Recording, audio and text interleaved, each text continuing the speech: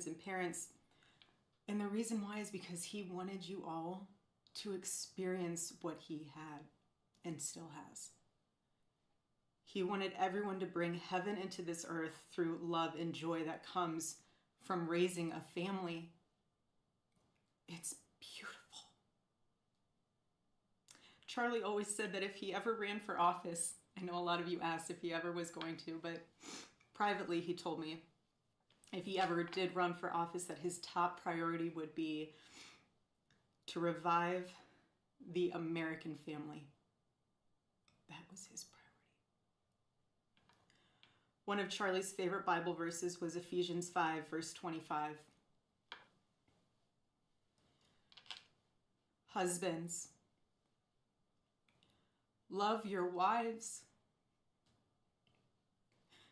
as Christ loved the church and gave himself up for her. My husband laid down his life for me, for our nation, for our children. He showed the ultimate and true covenantal love. I will never, ever have the words to describe the loss that I feel in my heart. I honestly have no idea what any of this means. I know that God does, but I don't. But Charlie, baby, I know you do too. I know you do. So does our Lord. And our world is filled with evil. But our God, you guys, our God is so good. He's so incredibly good. And we know that for those who love God, all things work together for good, for those who are called according to his purpose. Already I have seen the worldwide outpouring of love for my husband. I've heard the testimonies from people my husband inspired to get married, to start families, to seek out a relationship with God. It's the most important one of all.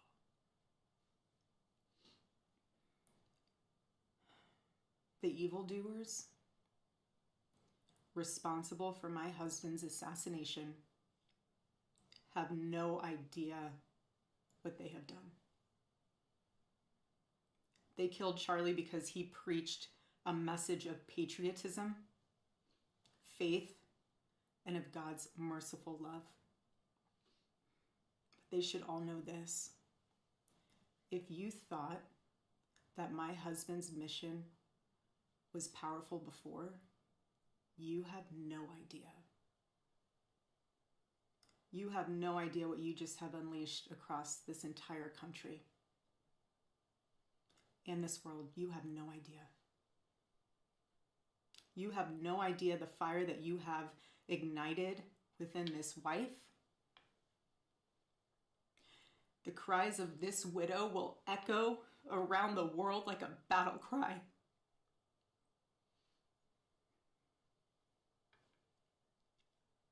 To everyone listening tonight across America, the movement my husband built will not die.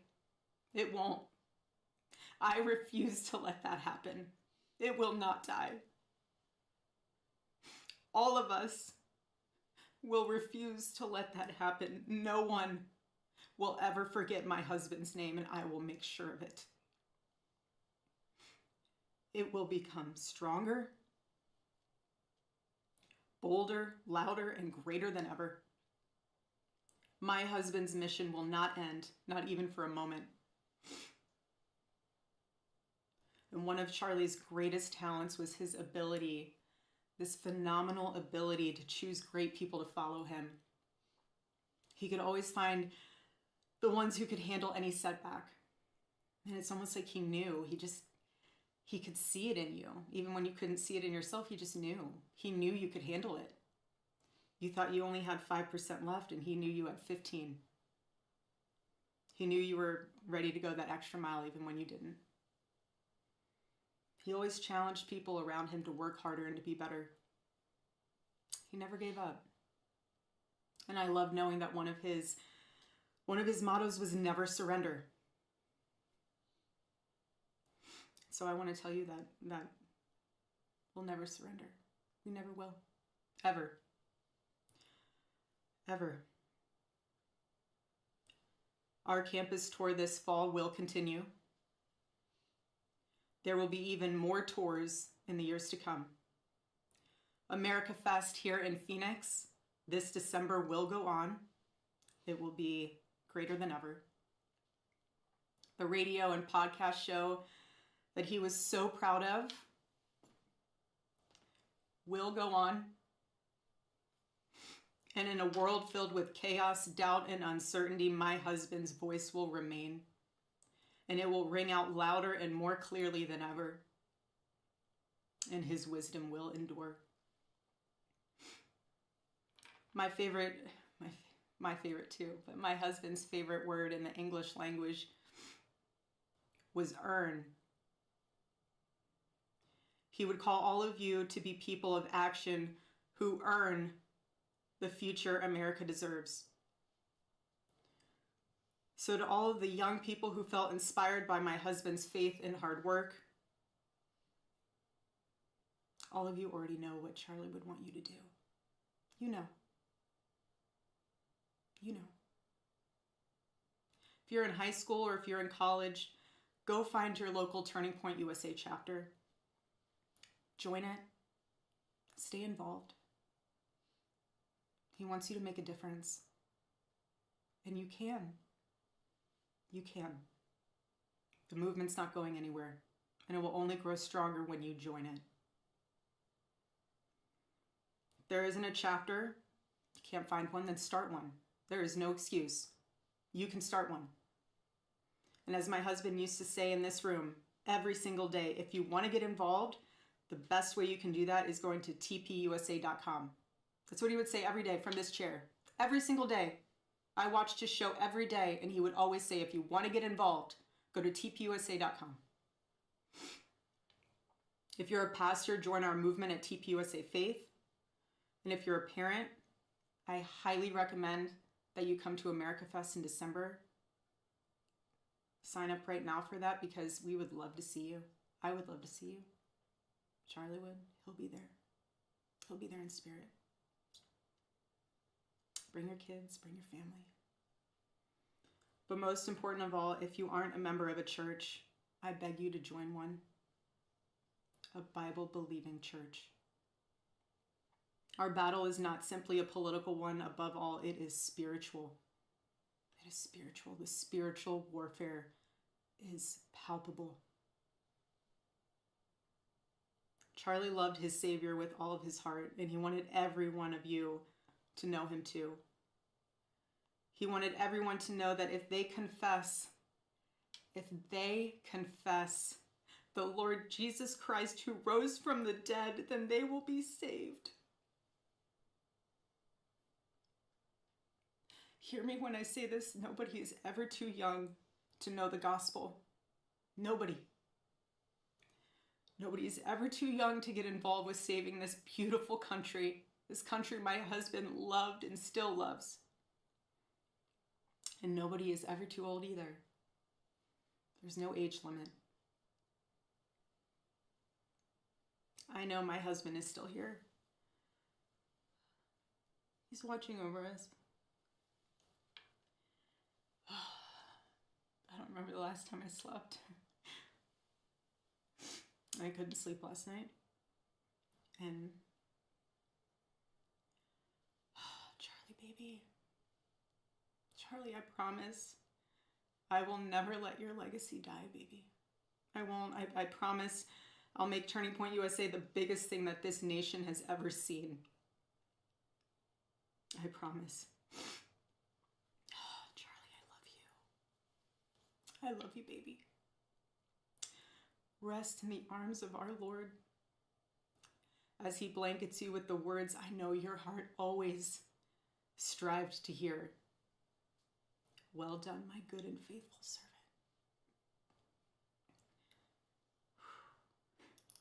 When I got home last night,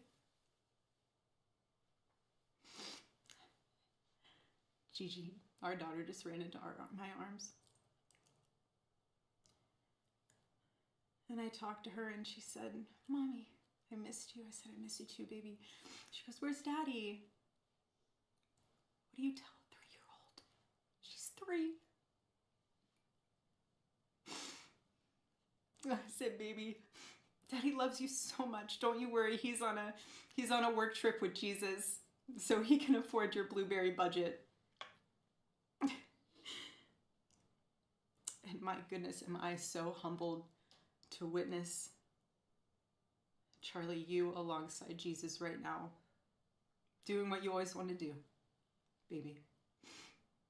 Making heaven crowded, right? That's what it's all about. Making heaven crowded.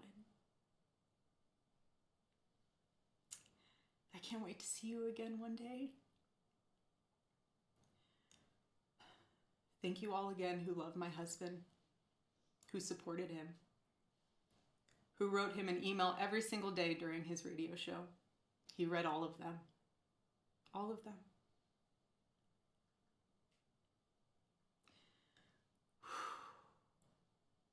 God bless you all. And may God bless America.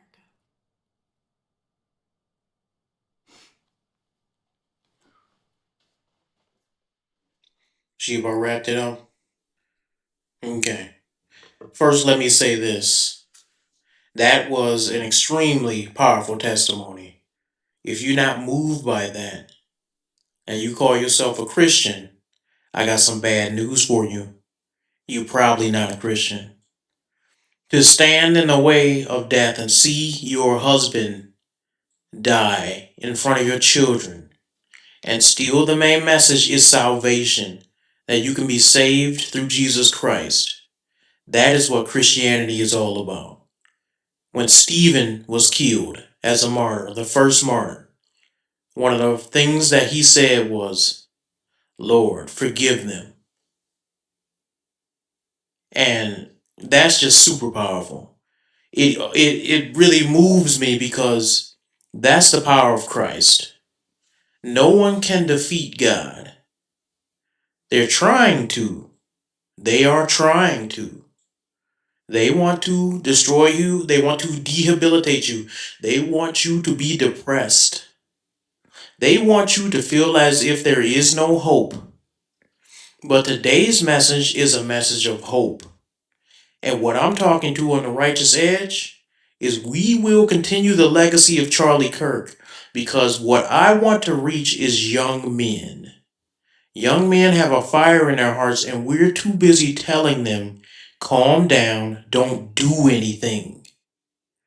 Just be meek. Just have mercy. First, I want to start with the positive. We're going to get there. First, we need to start with recognizing who Charlie Kirk is. There's a lot of people on the internet who acting as if they don't know that he was a man of God. He was clearly a man of God. If we can, Mr. Producer, we have the first, and I'll talk while you pull it up. It's called He Was a Christian #1, and we'll play number 1 through 4. But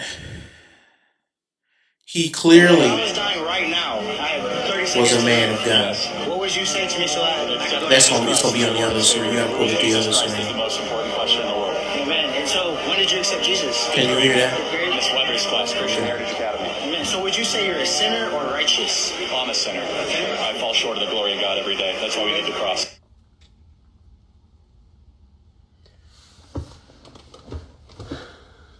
I know there's a million videos out there right now.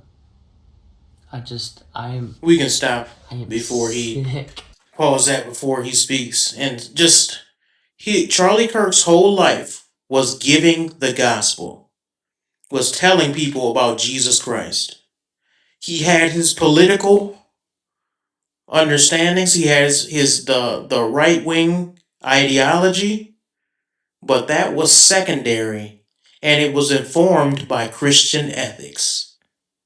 So anybody who has a problem with Charlie Kirk really has a problem with God.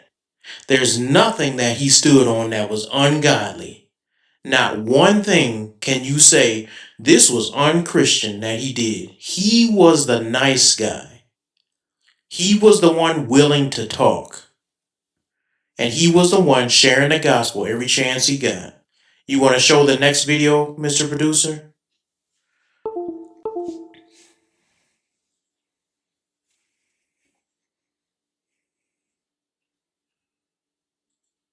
I know it's difficult. How do you want to be remembered? If I die, everything just goes away. How would you, if you could be associated with one thing, how would you want to be remembered? I want to be remembered for courage for my faith. That would be the most important. The most important thing is my faith. Jesus saved my life. I'm a sinner, gave my life to Christ, most important decision I ever made. I have the best wife in the world. We have an amazing life. Building a family is the coolest thing ever. And my prayer for all of you is that you one day can do that.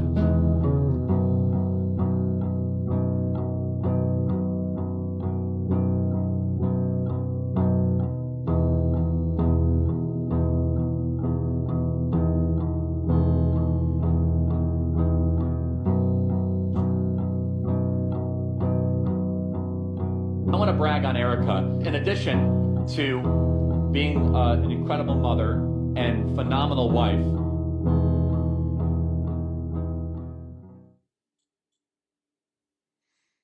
All right, Mr. Producer, you want to play the third video?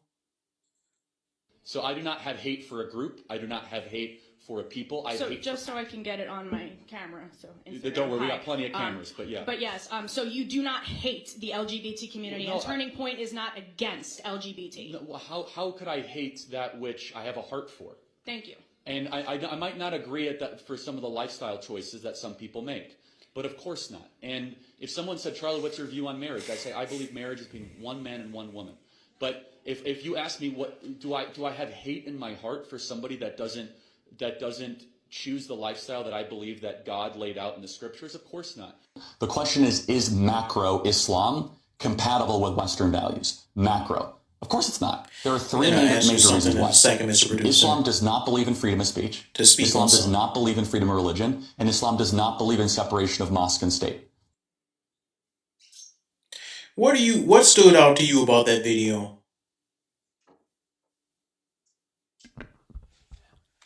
What we stood out is how not like he's been portrayed. Yeah. This is a man of God who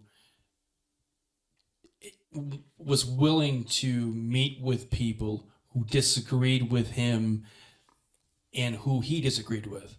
Yeah. He went and met people. And this is not the Charlie Kirk that is being portrayed in the media. That was the big thing that I noticed with this video. And this is not cherry picking. It's not. This is what the majority of his campus debates, talks, encounters were like. This is his principles. This is what he stood on. People are trying to make him out to be racist, an evil man, so that they can justify their vile, dark, evil hearts and their evil intentions, because that's what Satan always does. But I want to say to you, we remember him as a good, godly man. He's in heaven. George Floyd is in hell, for those who don't know. George Floyd can die. When he died, he went straight to hell. Charlie Kirk, when he died, he went straight to heaven. And I know that with pretty much 100% certainty, because it's not just by what you say, but your life. He lived a life according to Jesus Christ. He followed Jesus Christ. He preached salvation. He spread the gospel message everywhere he went. He treated people with love when they hated on him. To his dying day, he spread the gospel. So let's play the last video we have here, number 4. The spiritual battle is coming to the West. And the enemies are wokeism or Marxism combining with Islamism to go after what we call the American way of life. And the American way of life is very simple. I want to be able to get married, buy a home, have kids, Allow them to ride their bike till the sun goes down. Send them to a good school. Have a low-crime neighborhood. Not to have my kid be taught the lesbian, gay, transgender garbage in their school. That's right. While also not having them have to hear the Muslim call to prayer 5 times a day. That's important. We want the American way of life, which is, by the way, Christendom. Christians, our sacrifice, our toil, our vision, the outgrowth of the scriptures gave us Western civilization. And this is where I think is a great rallying cry. Doesn't matter if you're Hispanic, doesn't matter if you're Asian, doesn't matter if you're black or white. Everybody, if you are Christian and Jesus Christ is your Lord and Savior, these two threats are combining forces to come after us. And it's time that the church stands and rises up against it. Yep. Mr. Producer, what did you notice about that video? The fact that he was very respectful, but stood his ground. Yes. He was a strong man who stood his ground on what he believed. He did not mince words. He said what the evil was. He talked about Marxism, the LGBTQ movement. We're going to talk about that today. He actually wanted to have dialogue with people. He wanted to bring them to the table to sit if they could come and have an agreement with a format that was pushed by Louder with Crowder, who had the Change My Mind segment that he used to go and do at college. They took that and they ran with it. And Crowder, I don't think, had an issue with them taking that because it was so productive. People came from all over to watch him at colleges. And what did the left do? What did they do to him? They took the man, the kind conservative that wanted to talk, who would let you come up to the mic and berate him and still respond with love. Yeah, he might mock you a little bit. He might say something to make you look silly because you are silly coming up to him, calling him names. But he never once returned that evil for evil. He didn't return that vitriol and that venom that they gave him. And that's the person they chose to kill. That's the one they chose to put a bullet through in front of his children. Here's part of the message for today. You need to know, as a Christian man, why this is war. This is not a game. This is not, we just need to get them to understand. Satan does not want to understand you. He wants to sift you like wheat. He wants to destroy you. And I'm not saying Charlie Kirk was wrong. In fact, I think one of the things that his assassination showed us is how far the evil side is willing to go that we did not understand before. We did not think they would ever go this far to do what they did. And yes, it's they. We'll get into it. It's all of them. And I'm going to explain why. I'm not just making that up. I'm not just emotional. Y'all see, I'm very composed and controlled. It is all of them, if not most of them. If I had to correct myself, I would say most of them agree with what was done. You don't believe me? Okay. I'm going to show you. And show you why we need to prepare for war. And how we can handle ourselves as men. But first, let's discuss what happened. He went to a college campus in Utah. And let's pull up some pictures, Mr. Producer. Let's see, because today, my computer's acting stupid. But today, a young man was caught. You want to pull up the coward picture number 1? And show that? You could just drag it over there. We'll pull it up. That's a picture of the coward who couldn't face him one-on-one. That's a picture of the coward that decided to shoot from far away and then run away like a little you-know-what. That's a picture of the coward that had to do that in front of a man's wife and children. That's what the left is. This is who they are. That's the title of today's show. This is who they are. Don't look away. If you are a man, I implore you to watch the video. If you are a woman, I implore you not to watch the video. It is not for you, but it's for men. Let me explain something to you. As a man, if you seen that video, because I saw the up close one and I've seen many things like that for those who know what I do for a living. If you as a man watch that video and all you felt is sadness, you're a coward. If all you felt is, oh my gosh, this is tragic, you're a coward. If you were filled with the rage and fury of God, good. Because it's no way you can watch that video, how they did to him, and not feel the fury of God as a man. Yes, there's a time to pray and mourn, and then there's a time to act. You shouldn't just be sitting at home crying. We're going to figure out what to do about this. What do we do about something like this? And here's the thing. Every little bit of information that I get fills me with more and more anger. The fact that when he was shot, the gunshot scared his daughter, who's 3 years old, and who did she run to? Her dad, who was bleeding out.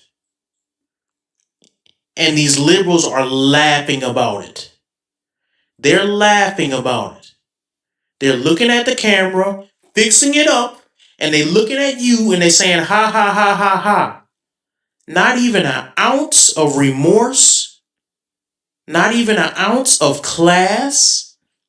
They don't care that you're crying. They don't care that his wife said a good gospel message leading them to Christ. They do not care. This is the people that we're dealing with. Destiny got up there and said he's really not a great person and tried to point out all the things in the past Charlie Kirk has ever said that would piss off some liberals. He picked today to do that.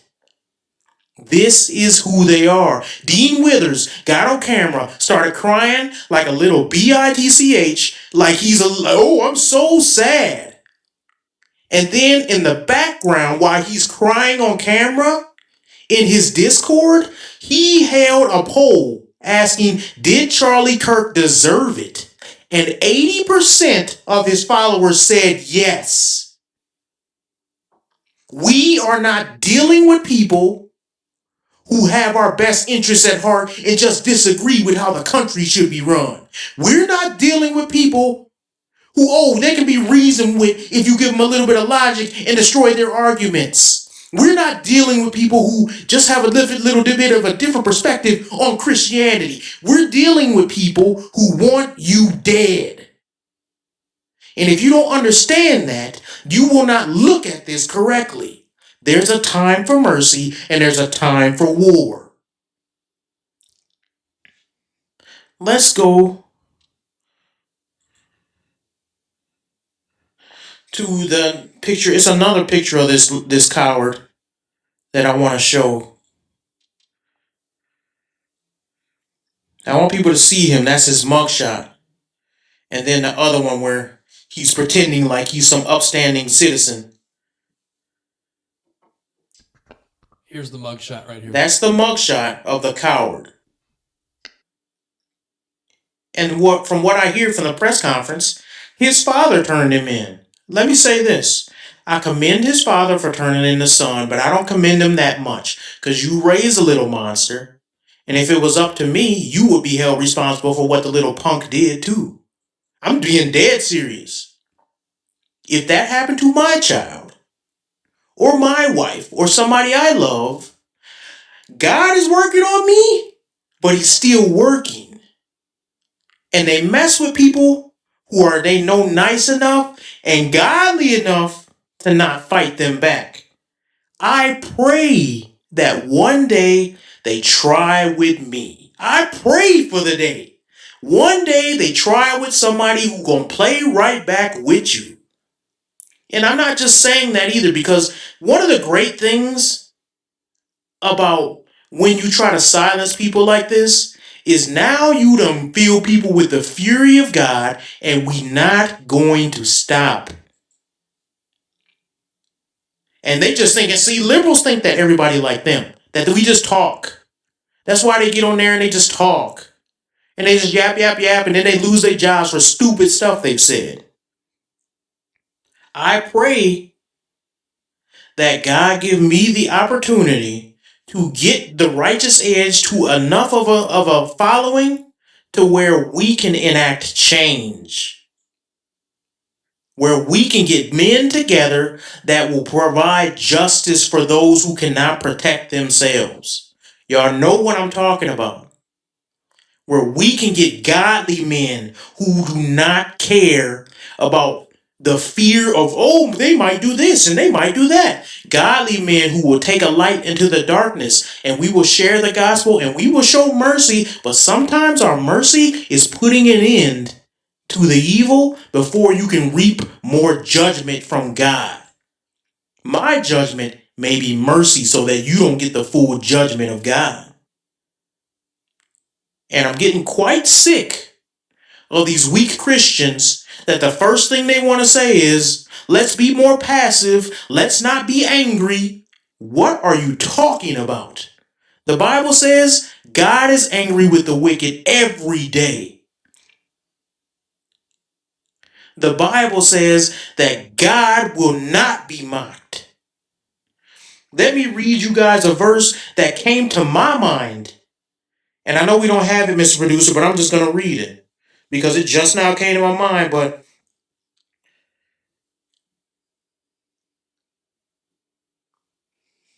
Psalms 144. Praise be to the Lord, my rock, who trains my hands for war and my fingers for battle. He is my loving God and my fortress, my stronghold and my deliverer, my shield in whom I take refuge, who subdues people under me. We are not cowards. We will not stop fighting. We are even going to get worse. If this channel grows, we will be the protector type Christians. We ain't to just sit and play kumbaya and stand back and turn the other cheek. We only got two cheeks, and then after that we have a sword. We are not the type to play. And that's just the people I hang around. And I hope to grow.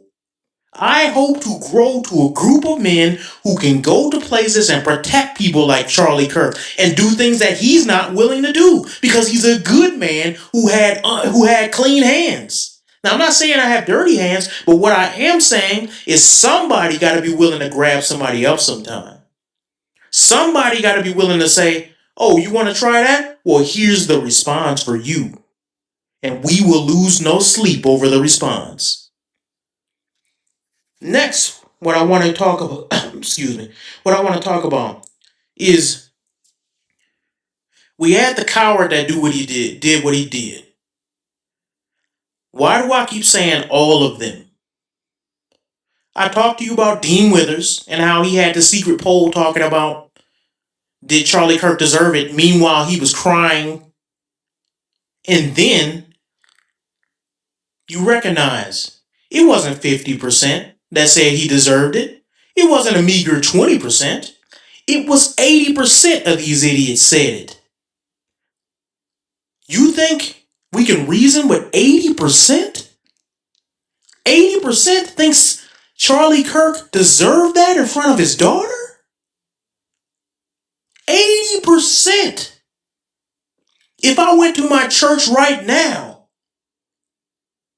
and the pastor was straight up killed in my church, 80% of my congregation would not go and say, oh, we have to go and get vengeance on that guy who did it.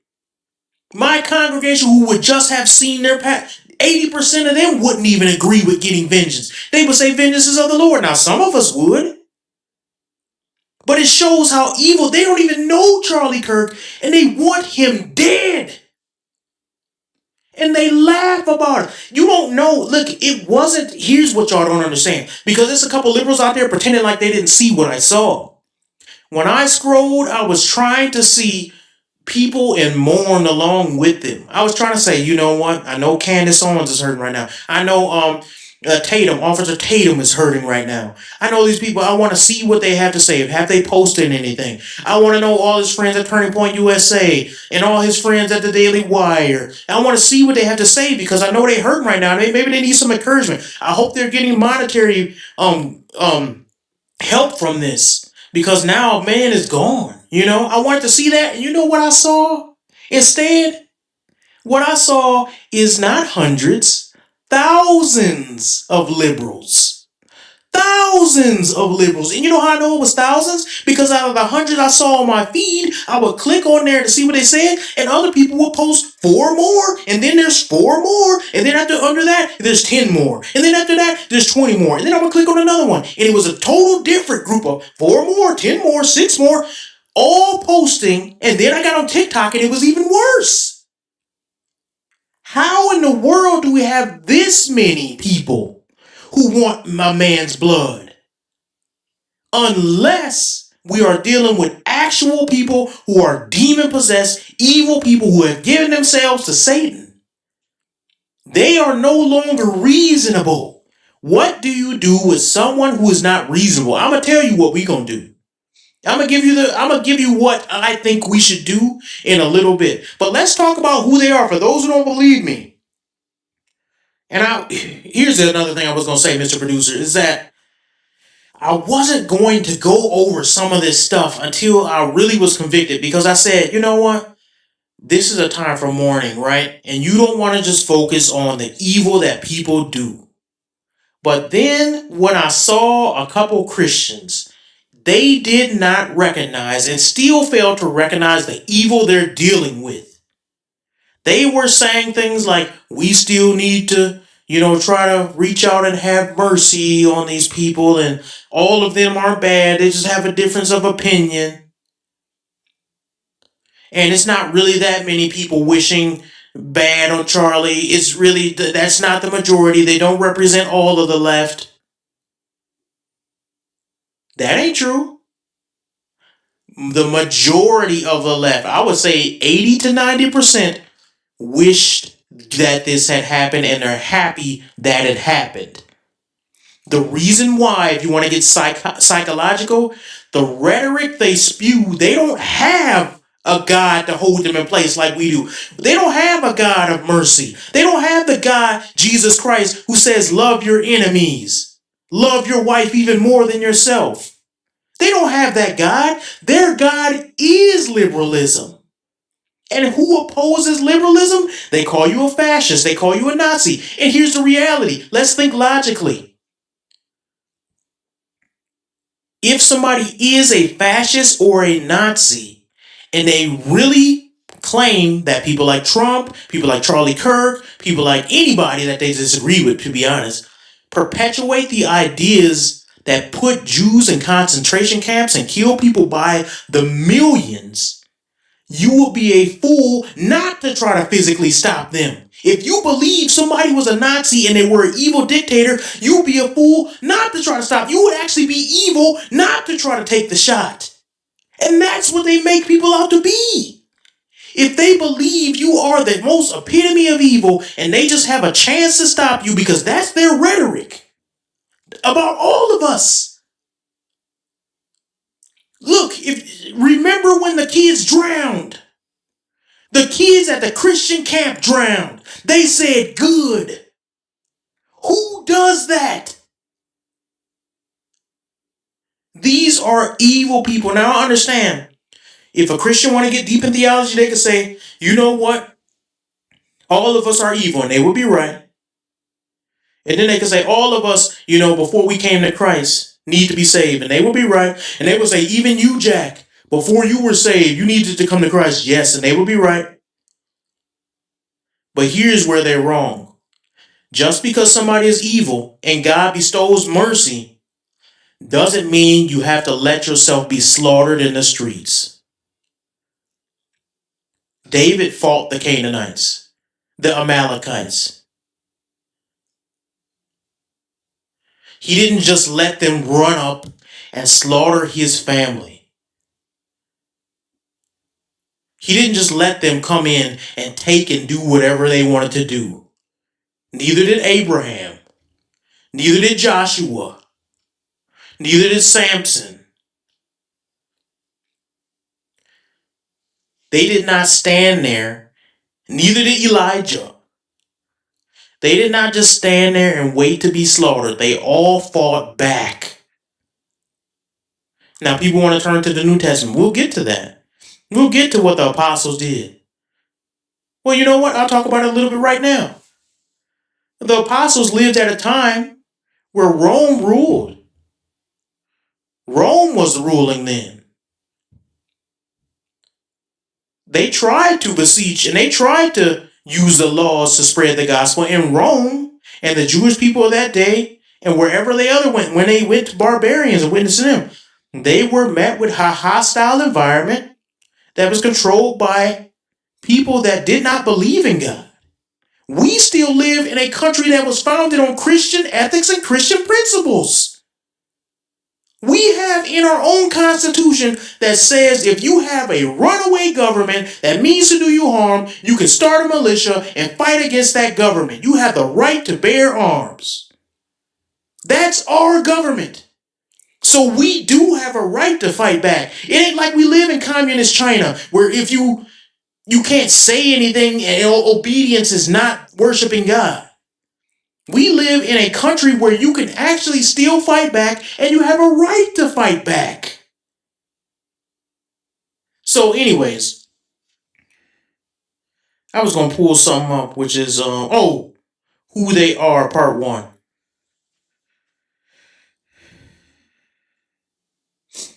And this is just a couple screenshots, but we're going to get to it. I don't know, Mr. Producer, if you want to read that. Sure. So this is from Laura Loomer. Charlie Kirk was just shot while speaking in Utah. And then she continues, let us all pray for his recovery and the safety of all attendees. This is horrific. And there's a response from this Andrew Kimmel who says, if only thoughts and prayers worked. Why would you say that now? Why would you say that now? Because these people are evil. It ain't just one. It ain't just two. It ain't just 20%. It's the majority of them. Let's go to the next one. You need to know what evil you're facing. Oh, that's his information. Oh, yeah. That's this one. What's his name? His name is Andrew Kimmel. He's a supervising producer of ABC's Shark Tank. Oh, okay. Former head of live video at BuzzFeed News. And he says he's an independent news producer. Oh, great. So people should find him and give him some love. People also against doxing. Here's the problem. These people don't care. The rules are for you, not for them.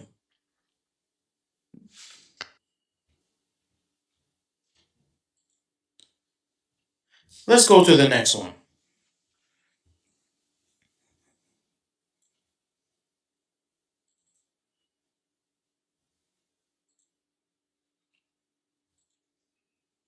And can you read that when you get a chance? So, and excuse my language, but F the high road.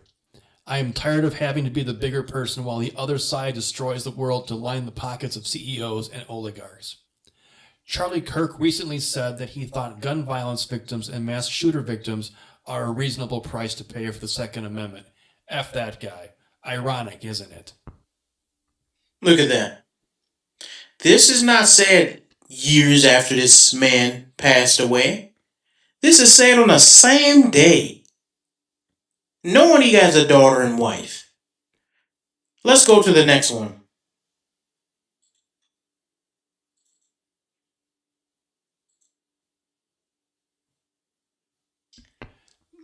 This one says a huge thank you to the Ridgeway Elementary teachers. Oh, okay. I think that's one of their information. Right. Information we Here we probably go. got it out of order. Okay. Yeah, here's another one from Kelly Steele Magnolia. This may not be the obituary we were all hoping to wake up to, but this is a close second for me. Wow. So what she's saying is she wished they would have killed Trump, but killing Charlie Kirk is second good. Is come secondary. It's like second place for them. This is who they are. You want to know another way that I know it's the majority of them? Because every one of these posts has hundreds of thousands of likes too. So there's some idiots, it's some liberals that's too scared to say it, but they'll still like it. It's not conservatives liking it.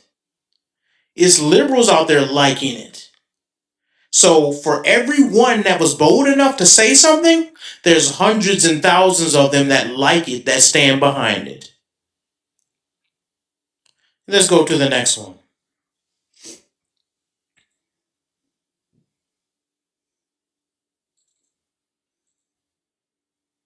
Oh, that's their information. Information on one of the haters of Charlie Kirk that made fun of his death.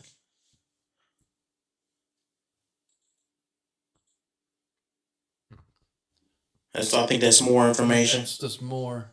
Wow. What does that one say? This one says half-mast for the literal racist, homophobe, misogynist.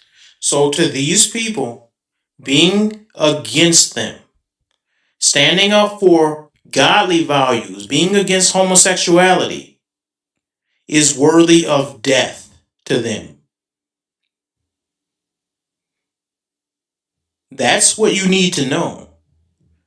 You standing up against homosexuality, against trans men, men in dresses dancing in front of little kids, is worthy of death to them. He didn't do anything. He didn't hurt anybody. He just spoke against what they believe, and they believe that is worthy of death. If we can, I think we have some more information, but I think it's one more. I think it's Who They Are 9. Who They Are number 8. Yeah, my bad. Some more information here. Yeah. And then there's this. This is that same lady. I just know if Hitler would have died in 2025, y'all would pull the I'm not a Nazi and I don't agree with his views, but he was a human being. Y'all are sick. Rest in piss, Charlie Kirk. This is what they have to say to a man whose family is going through mourning. He hasn't done anything to these people. None of these people know him personally. He hasn't come to their house and kicked over their lawn. He hasn't dumped out garbage or toilet papered their yard. This is the man that they wanted to die. Do not think that these people deserve anything from you. Mercy is undeserved as it is, but don't think these people deserve any sympathy. Don't think, look, here's the thing. When the war is taken to these people and your foot is on their neck, remember what they said. Remember what you fight against. Don't let up. Don't say, oh man, now we got most of them out to school. We could keep a little bit of them for diversity. Maybe we should just have a counterpoint. No. These people do not deserve to have any quarter with us. They don't deserve to be in the schools. They don't deserve to have a say in how we run our government. These people are insane. We are the ones who say you should have dialogue. They're the ones who say you deserve to die for disagreeing with them. Let's continue here. And you know what? So a lot of men get frustrated because then they say, what should you do? We always talking about what the problem is, but what's the solution? Well, I'm going to give you guys a solution. And I wrote these down earlier when I was thinking about it because I said, what would I encourage a large group of men to do? And I wrote down a bunch of points that address that. First thing that you should do, recognize them as evil demons they are. Recognize them as the evil, demon-possessed people they are. Either they're demon-possessed or demon-influenced. That doesn't mean that they are not responsible. They are purposely giving themselves over to Satan. These are evil people. And our country is filled with them. These are people that laugh when they have abortion. I saw a woman with a shirt on online. I didn't see her in person. Who said, "I've had 9 abortions and they were fun." Something along those lines. These are evil people. They know what they're doing is evil and they don't care. What should have opened your eyes is how many of them are out there that have the audacity to laugh at a man's death. So recognize them as the evil demon-possessed people they are, and recognize this is a spiritual war and it's becoming a physical war. That's not point number 1. Now, what do you do at that point? They want to sexualize your children. They laugh when your children die, like they did with the kids who drowned. They will make every attempt to kill you if they cannot silence you. They've proven that. They only want to talk when they don't have the guns. You need to arm yourself. When they have the guns, we die. When we have the guns, we can have a dialogue. Do you understand? We cannot give quarter to evil people. You have to be ready to do damage just so we can have a dialogue. For us to have an even dialogue with any leftists, we have to have the power. We can never let them have the power because this is what they do.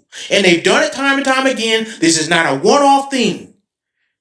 They tried to kill the president and they ended up killing a firefighter and they laughed about that. You cannot let evil people have the power and think they will negotiate with you. Read Karl Marx and what he wrote. He doesn't believe in giving people power that believe in God. He believes in exterminating them. You must know that. They don't have morality, so you can't reason with them and say, let's appeal to your morality. Don't you feel bad for us? They don't. Don't you understand that this man has children? Don't you understand that his wife didn't do anything wrong? And even if he did something wrong, you shouldn't have it against him. They don't understand.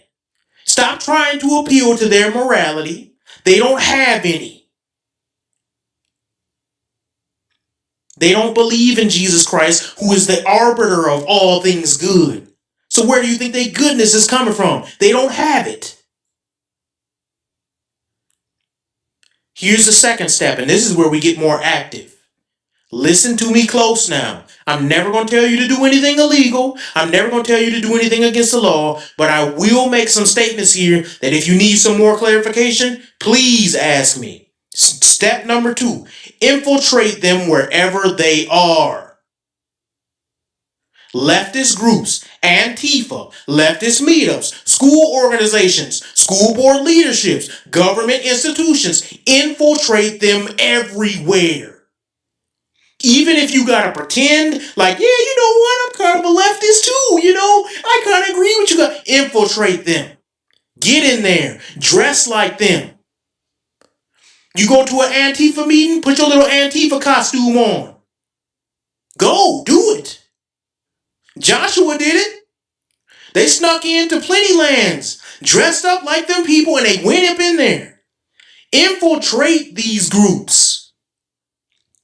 Go in there, learn their rhetoric, learn how they act, and get inside. Then, you know what? Pretend to agree with them until they disrupt. Get into an Antifa group, act like you one of them until they start doing some violent stuff. Then all of a sudden, they getting hit in the back of the head when they were trying to do damage to somebody in front of them. Protect those who need protecting.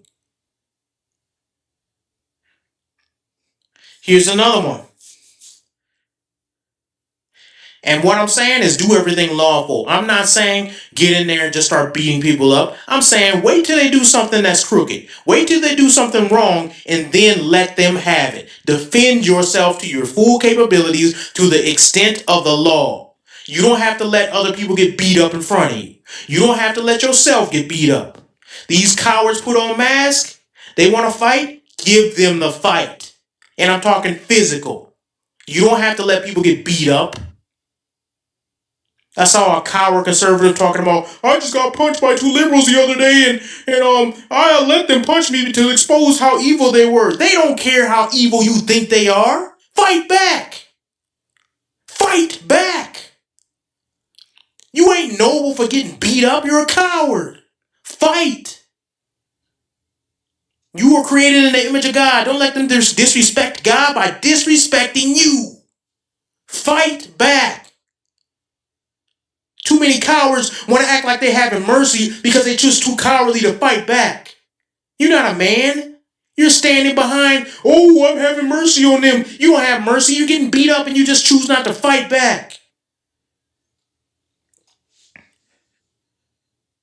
If they want to debate in good faith, engage them in good faith. The moment it becomes not good faith, the debate is over and now we ridicule you till you cry. We will say whatever that will hurt your feelings. And if those who don't believe this is biblical, look at what Elijah did when he was approached by the evil prophets of Baal. He ridiculed them as they were cutting themselves and crying. We will do the same.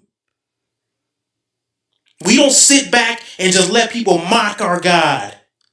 David said, oh, who mocking God? Let me at them. He wasn't no little wuss who just took it. He said, oh, y'all want to mock the living God in front of me and y'all ain't doing nothing about this? Let me go. Y'all get me riled up over here.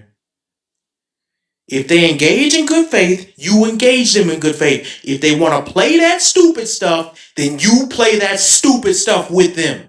You want to ridicule? I ridicule. I'm smarter than you. I'm better than you. I will put you down and hurt your feelings far more than you can hurt my feelings. If the leftists want to play, then let's play. There is no more stuff. Oh, you shouldn't have said that about my mom. I'm saying what would hurt you. Oh, you want to say something that would hurt me? I'm going to say something true that would hurt you. I don't necessarily got to be evil spirited. I can say stuff that would hurt a man dressed in a dress that would be absolutely true and godly, and he would go home and cry. It's nothing he could say to me that's going to make me cry. All I got to tell him is his proper gender, and he's going to cry. So understand, we have the truth on our side. If they make threats or attempt to be violent in any way, defend yourself to your full capability, rendering them unable to do anything else to anyone else. I'm not saying go hunt people down. I'm not saying go looking for fights. But if they look for a fight and they're going out there looking for fights, infiltrate them and fight them from within and protect the people around you. They went through Black Lives Matter and they burned down the cities. They scooped up white people and beat them up in the middle of the streets. Fight back. Don't let these people scare you. They want to silence you, and now they want to play victim and act like, we're not the one. You guys did it too. I don't no longer care about your opinions. I'll put it this way. Even if they want to act like it's equal, which it is not, you don't get to beat the good guys. You don't get to beat the good guys. We always win. Show them we always win. That's what I teach my sons. You never let up. I've been wrestling for 6 years, teaching it dang, I don't even know how long I've been teaching wrestling. But in wrestling, you do not give up. You can't choke me out because I'm never going to run out of breath. You can't take me down because I'm going to just get right back up. You have to have the warrior mentality.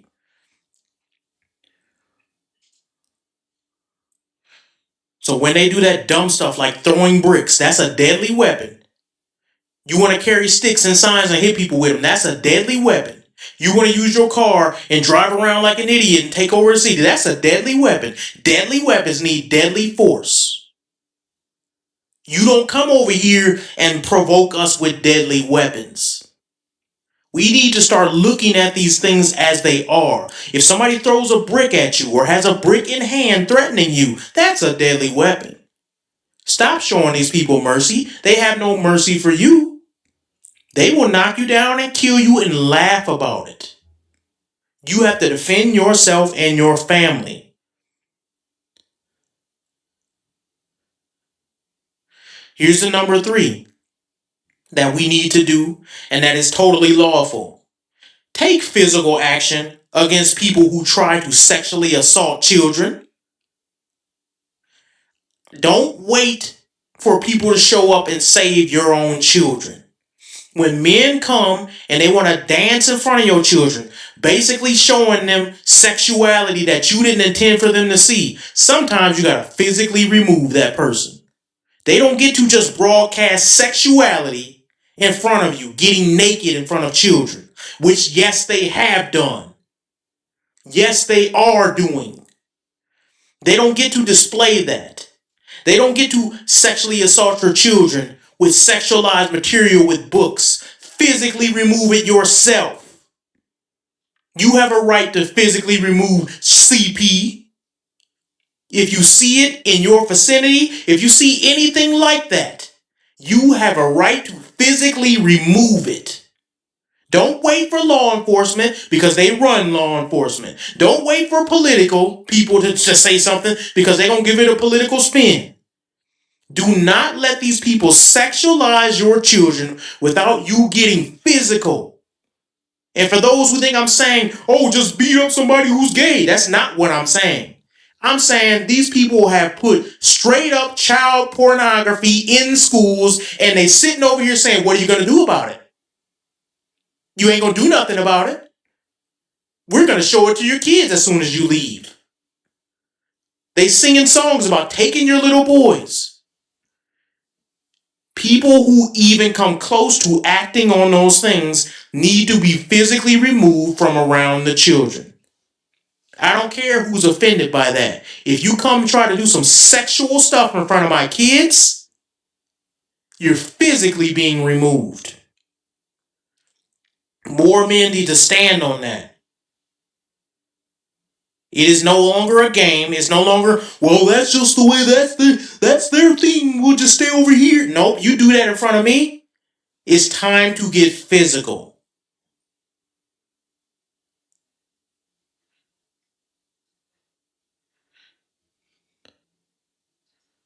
Number 5, indoctrinate your children. Yep, I said it. Indoctrinate them for God. Stop playing this sissy game that these Christians call, well, I'm going to let little Johnny make his own choice when he grows up to know enough. Shut up with that goofy stuff. You're not a man. They will indoctrinate your kids. And then if your kids happen to go to a Christian camp and they die there, they will laugh at them.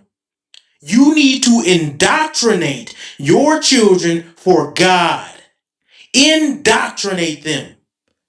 I don't care what y'all want to call it. I'm using harsh words because they don't have no problem indoctrinating your children. You put your children in schools, they will teach them, little Johnny, that he is now named Little Sierra. And he can go around wearing a pink dress. And they have no problem doing that and laughing at you when you say, what happened to my family? What happened to my community? They'll laugh at you. They say, it's our community now. Indoctrinate them. How do you indoctrinate them? The Bible says, train up a child in the way he should go, and when he's older, he will not depart from it. Don't let the world have your children. We need to raise warriors for the next generation. Stop letting the world raise your children. Stop being lazy. They gonna go out and they see this type of thing and they need to be reinforced. Little Johnny, they did this because they're evil. We don't do that here. Little Johnny, you see that man on TV doing that goofy stuff? If he did that here, it would be a problem.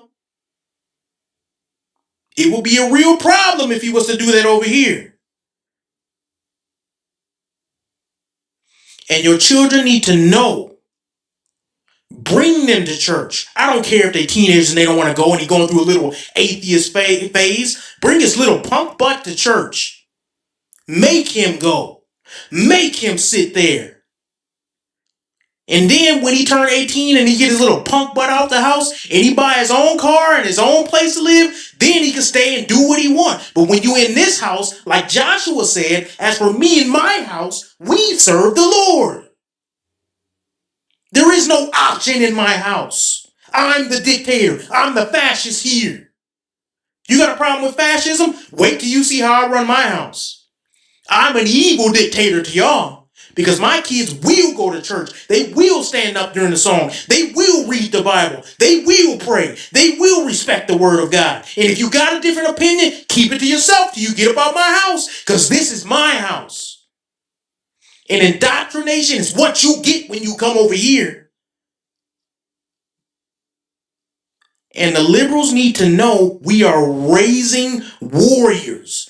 You come up in that neighborhood, you come up in that church, you see that family, they're warriors. They don't play that over there. That father got a Bible and a gun, and he used them both. You playing with the wrong people. And here's the thing. Y'all have made people open their eyes to how it is a war now. It's always been a spiritual war, but y'all are the ones who struck first. So here we go. And I'm raising warriors. The righteous edge is about preparing people for war.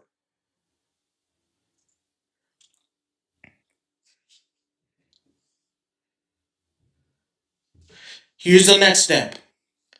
And this is just as important as the other ones. Get a group of men around you who you trust, who you can call on at any time, who know how to handle themselves. Get a group of men who will have your back, who will encourage you. You should already have a church. If you don't, shame on you. I'm not talking about just in your church. I'm talking about a group of men who can handle themselves, that you could call on if trouble were to befall you. If somebody means to do you harm, you have these men you can call. I have some of these men around me, and I've had some of them on the show. If somebody meant to do me harm, and they wanted to surround my house, I'm going to make sure they fear me more than I fear them. And my group, if they were to respond, it's trouble for everybody who means to do me harm. You need a group of men. If you don't have them, we're building at the righteous edge. That's what it's all about. In fact, me and my brother came together years ago. We said we need a group of men because the world is getting eviler and eviler and people aren't even able to carry out justice like they want. We need a group of men. People talk about gangs and the Bloods and the Crips based on evil. We need a group, a gang of Christian men who are willing to stand on what's right. I have a small group and it needs to be bigger. We need to gather together. We need to make plans. We need to make plans for what would happen if this was to happen. What would happen if that were to happen? How are we going to go about if this was to happen and one of us get in trouble? We need that. Too many men are trying to do this on their own and they can't. They don't have a group around them to keep them stable. They don't have a group around them, so they go to their wife and, yes, honey, yes, dear, whatever you say, dear. That's why y'all like that. Y'all don't have a strong group of men around you to let you know, stop being a wuss. Half of y'all crying over Charlie Kirk and ain't figured out what you want to do when it come to your doorstep. You ain't even thought about it at all. No, that doesn't happen over here. Yeah, just like it would never happen to Charlie Kirk. Yes, it does. You need to have a group of men around you that can act. Make your group bigger and bigger with people you trust. My computer is acting up real quick. Hold on.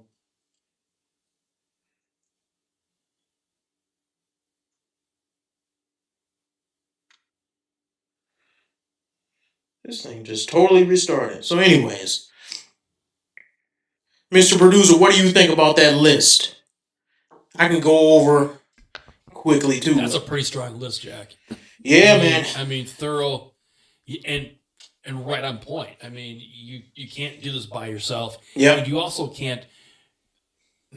It's you can't think it can't happen to me because it can. It can. It can. And it's happening now. And it is. People have called me a fascist. They've tried to. People have threatened that they was gonna come and find me. They did all types of goofy stuff to me already. I'm not even famous. I'm a nobody.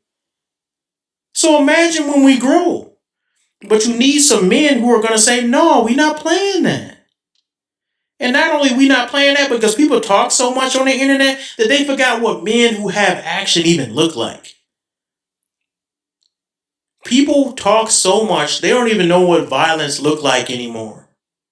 They think that what happened to Charlie Kirk was like a movie. No, it's different in person. It traumatizes people. Trauma comes from seeing these type of things happen in person, and you realize, dang, this is not a movie anymore. You can't play around with these people because they're willing to do this or have somebody do it and then be 1,000 miles away laughing on the internet. This is not a game, and you can't treat it like a game. As men of God, as preparing for war, we have to prepare for war. Don't just say you're doing it, actually do it. So this is the last thing I want to go over in this section. And it is, what is their demise? Here, let me pull this up because my computer just did a reset, so I gotta pull it back up. Do you have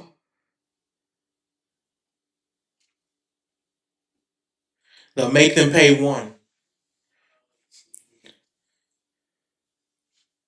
No. Oh, we don't? I found it. Yep, Okay, I found good, it. Yep. good. Yeah, We play do. that one. So the video. Yeah, go ahead. I've got the video. Let me just play it here. Fired from my fucking job. I was just fired from my job. I was just fired from my job. I Look was at this just fired zesty from my man. fucking job.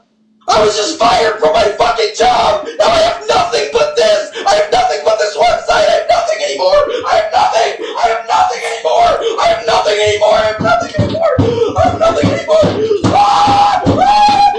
Look at this clown. Can't even deal with life, but he talking about they so glad Charlie Kirk done died, but they can't even deal with basic life. Look at him.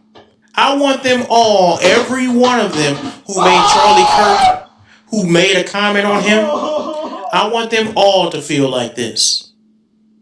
I want them all to feel the pain of what it means to make fun of a dead father and his children have to grow up without seeing him for the rest of their life.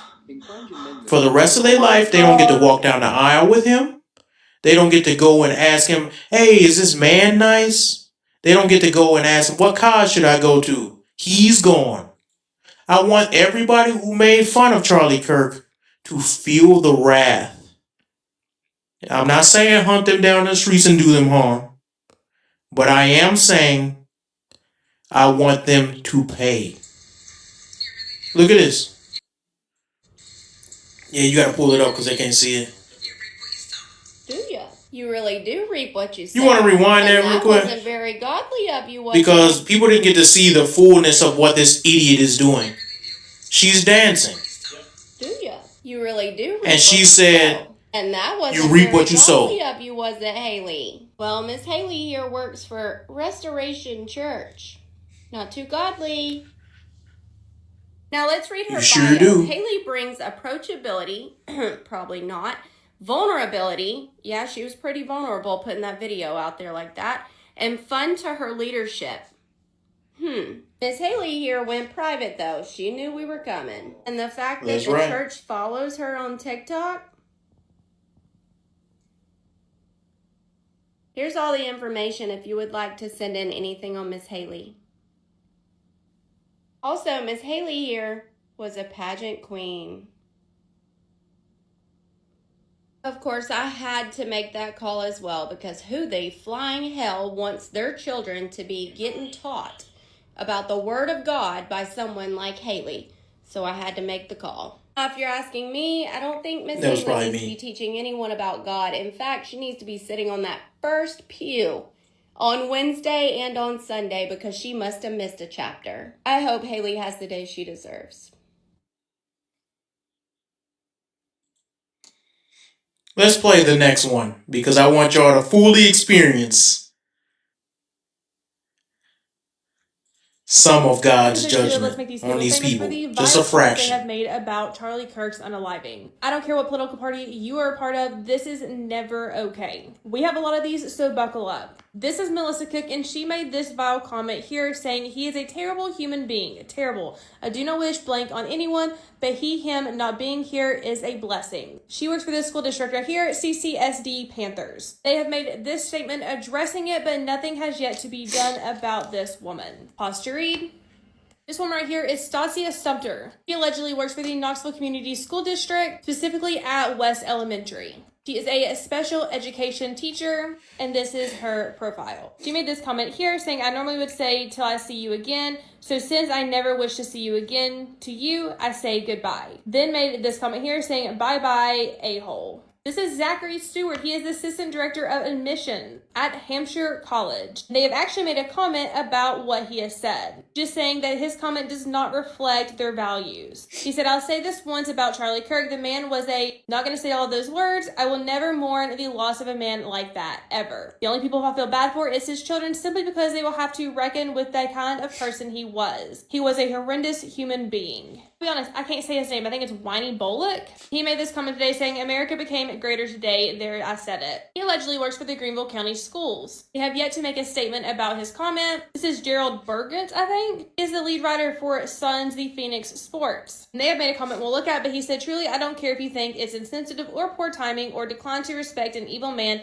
who died. Too many of you are more concerned about being polite and appearing to be good people rather than showing some backbone and standing on principle to condemn hate. He also made these two comments here. Pause to read them. Phoenix Sports says, we have addressed this matter and with the individual and made the decision to part ways. There is a lot more where this came from, so stay tuned. Look at this goofy chick.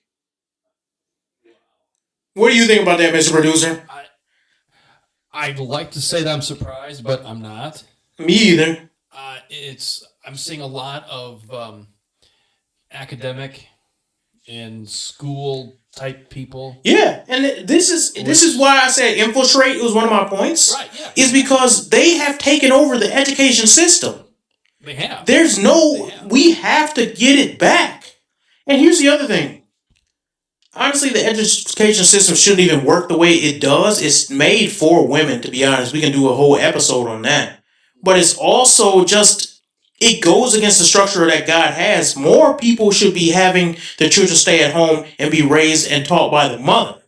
But look at what these idiots do. These are the people teaching your children. Do you get what I said? You need to indoctrinate your own children because they're going to be indoctrinated one way or the other. These idiots are out there laughing at Charlie Kirk's death, making fun of him, and then they go turn around the next day and teach your children. Y'all gonna let that happen? Or here's a question to every man out there. Are you going to let clowns like this teach your children? Let's go to the next one. I think we're gonna make them pay 3, which is the last one. Is that did we already play that? Yeah, we already did. Okay, my bad. I fused 1 and 2. Yeah, we already The thing that I'm trying to show you guys is, yes, I'm glad that these people are losing their jobs, but that's not enough for me. It is not enough for me that a couple thousand people lose their jobs because they really let what they believe out. The truth came out. I'm glad we get to see it, even though it's hurtful to see, even though it shows how evil a world we're living in, even though it shows how many more of them we thought there were that were this evil and this far left and this degenerate and this blood crazed to want somebody's blood simply for disagreeing with them. If you didn't know that, that's mean we're out there. Now you know. But here's the reality. It's not enough for them to just lose their job. We have to fight them wherever they are. In the schools, in the government, in these liberal, super wacky churches with their rainbow flags, on the streets. We have to defeat their ideology. Stop being friends with these clowns. They are not friends with you. You must defeat their ideology. Give them no quarter. For those who misunderstand and think I'm talking about all about physical violence, that's only the last straw. That's only when they cross the line. You don't go over there and just try to hurt somebody. That's what they do. That's what these clowns do because they can't debate. These idiots can't even debate me. I'm a nobody. 300 subscribers, which I'm thankful for. I am thankful. But guess what? Charlie Kirk probably had 300 million with all this stuff put together. They can't debate me. I never lost an argument to no liberal. Not even one. From college for the last 20 years. Never lost one. You think they gonna debate? That's why they tried to kill him. They can't debate him. He was way smarter, way more intelligent, had way more facts at his arsenal than I do. That's why they tried to kill him. Not only is he a representation of God, and he was a good godly man, but he defeated them in their arguments and made them look stupid. And Satan cannot have that. He cannot have a good Christian, godly man who's married with children go around defeating his philosophy day after day after day after day. He can't have it, so he took Charlie Kirk out. And I don't even want to give the credit to Satan. It's people being used by Satan. They made their own decisions. And here's the problem. When you war with God, you will lose. And here's the thing. Just like the disciples were basically the ink that God used to write the Bible, let us be the sword, the righteous edge. Let us be the sword that God uses to smite evil wherever it is. We are not scared. We will not stop. We only gonna keep growing.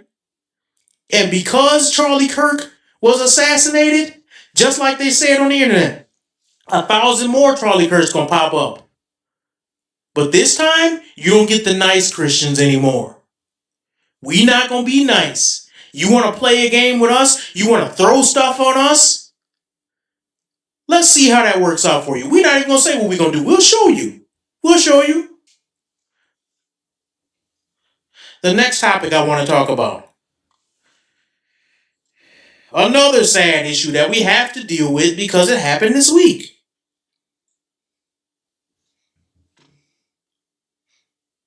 Let me get set real quick. I'm gonna mess up this lady's name, but everybody will know who I'm talking about.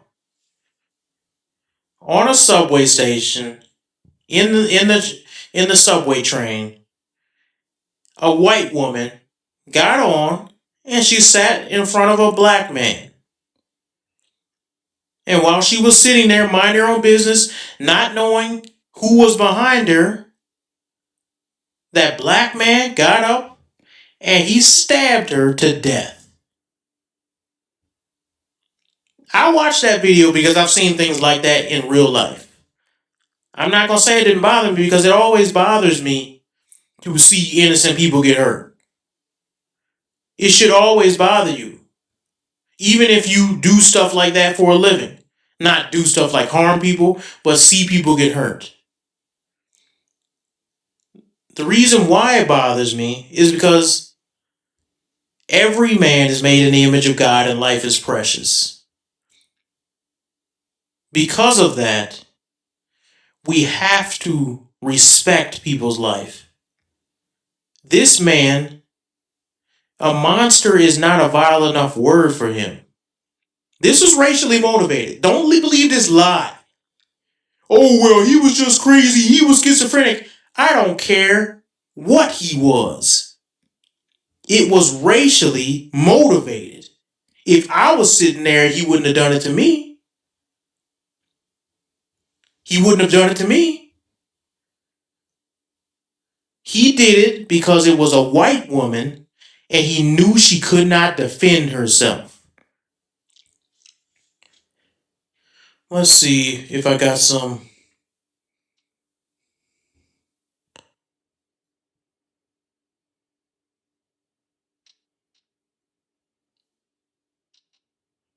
if you go into that folder with the train stabbing, I just want you to pull up a picture of this young lady. Sure.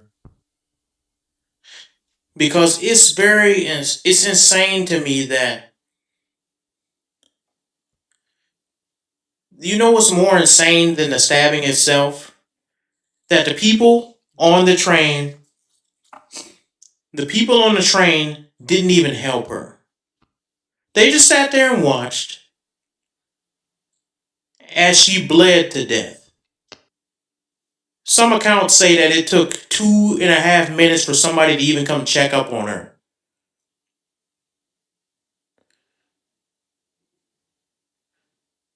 You want to tell me that this is not a race issue? It absolutely is. And I'm not saying this as a race superiority issue, that white people are better than black people. I'm not saying that. I'm saying we have a problem with hatred in the black community. We hate white people. I say we because I'm still black. We be hating white people. We have always had this hatred. And it's time for that to stop. We have to take accountability. Let's look and see, what's this man's history? Why are people in such disarray? Why are people so angry about this? It's because it's not just one failure. It's multiple failures. He's been arrested 14 times. You can't blame the police for that. Police are the ones arresting him. Who's letting him out? Who's letting him out? Well, let's pull up a picture of who's letting him out. This beefcake, cornrow, ugly pig-faced woman here. She's letting him out. She's the fake judge that thinks that she has a right over your life, over your safety. She thinks she can be God over who should face judgment or not. Let's look at the fake, a picture called Fake Judge 33. Can you read that for us, Mr. Producer? Sure. It says, magistrate judges releasing violent criminals without bail often aren't even lawyers. Judge Teresa Stokes, the magistrate judge who released the violent criminal that murdered a Ukrainian refugee, never passed the bar, and there is no evidence she completed law school. Magistrates in North Carolina, South Carolina, West Virginia, Texas, and Arizona aren't required to be lawyers to serve. Y'all don't think that's insane? That a judge that's a DEI hire is over here letting people out of prison so that they can kill again. And y'all get surprised when white people get mad. I'm not surprised. I'm not surprised. Look at what's going on. She didn't do anything to deserve that. But then little Jubu JJ break in somebody's house and shoot at them and then get shot back. And then it's a GoFundMe. Little Boo JJ ain't do nothing. I'm not surprised that racism is on the rise, man. When we sit up here and we keep doing this dumb stuff because of a DEI hired judge, she let this clown criminal out and he killed somebody after being arrested 14 times. What are people supposed to do? Let's pull up the which way picture. What are people supposed to do at this point? You got this, and the picture shows it perfectly. It says, which way can a white dude go? You either, what's that dude's name again? Perry, I believe his name. The guy who say on New York subway, and he tried to stop that crazy man from acting out, and he held him down, and that dude died.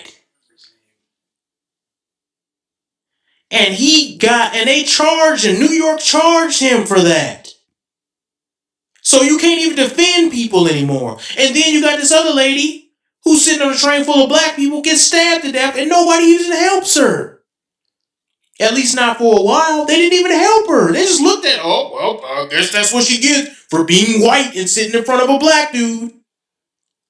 What in the world are people... What is a white dude supposed to do? You wonder, I don't know where this hatred is coming from. Because if you go on X, the hatred... I'm not going to say hatred is good. I'm not going to say racism is good. Because I don't like going on X and everything you see is another person just dropping an N-word with a hard ER. I don't like it. But just like when a white person do something to a black dude, everybody got something racist to say. Y'all should understand and say, look, if we keep perpetuating this type of violence in our communities, people are not going to like us. Is that like super complicated to understand? Look, man, this is what really gets me upset because people have tried and tried again to act like police were the problem. You want to pull up that body cam truth picture? People have tried and tried again to say, the problem is we got too many police. Too many polices out there. Look at that. You see that, Mr. Producer? What is that? Do you remember any of these? I remember seeing a couple of these. These are body cam snapshots of people coming after police with deadly weapons, whether they be knives, whether they be guns. They're like the last moments before police, and some of these police in these body cam snapshots were stabbed right before they unloaded on somebody. They gave every one of these videos, they gave several warnings. They tried, look, during the Black Lives Matter movement, they tried to come after police and say, police, if they had body cams, they would expose all the racism that's going on. They would show how racist these white police are when they hunt down black men. And now look at these idiots. All this showed is the nonsense that police have to go through. Nobody goes to work wanting to kill somebody. So then, I want to show you guys something because a guy said something on X, formerly known as Twitter, and he broke it down and I said, this is absolutely true. It's called, I got it labeled The Weak System, Mr. Producer. You want to pull that up and then read that for me? Because it's just true. I've seen this firsthand. Yeah. So if they want to follow along or whatever. Here we go. If he was really bad, he'd get a timeout in a special I think room. that's my fault. Is that the... I think this Oh, I'll put... Read number 2 first. Oh, number 2 first? Okay. My bad. Okay. Yeah, here we go. It starts like this. I was a public school teacher in the hood for 11 years, and I know this type of kid. The type that would smack the kid sitting in front of him, tell a teacher, I don't give a, when corrected, and ruin an entire year's worth of learning for the entire class. His special education teachers would describe him as actually very smart with a lot of potential, despite him failing every class and scoring a 9 on the ACT. There would be countless meetings with him and his mom, and the social workers, psychologists, and principal would speak in soft voices and nod and smile when the kid told them he wants to be a doctor. They design all sorts of ridiculous accommodations that give him ample room to behave however he wanted and terrorize his teachers and peers with minimal consequences. Teachers would spend the entire class trying to rein in his behavior, and when they called security to remove him, they'd have to evacuate the entire class first. Yep. He'd rarely receive any consequences. The principal would reprimand the teachers for not building a relationship with him and accuse them of singling him out because he was black. As a result, they'd give up and his behavior would escalate. If he was really bad, he'd get a timeout in a special room where he'd sit on his phone and tell a supervisor to shut the F up if they said anything. That's what they do. Maybe he'd have to partake in a peace circle if he became violent.